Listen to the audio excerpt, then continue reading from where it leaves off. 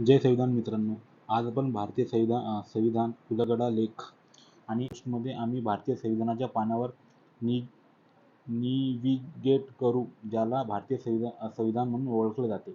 प्रामुख्याने अनुच्छेद 1, 14 आणि 17 वर लक्ष केंद्रित केले जाईल. यातील प्रत्येक लेख देशाच्या कामकाजासाठी तिची ओळख निर्माण करण्यासाठी समानता सुनिश्चित करण्यासाठी निर्णायक आहे आणि आव्हानात्मक सामाजिक वाईट गोष्टीही. पण त्याचा नेमका अर्थ काय आहे आपण शोधून काढूया. ठीक आहे. आर्टिकल 1 म्हणजे काय?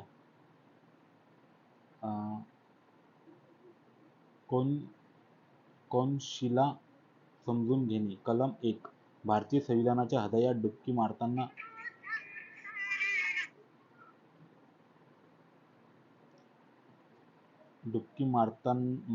आम्ही स्वतःला कलम 1 मध्ये पाहत आहोत.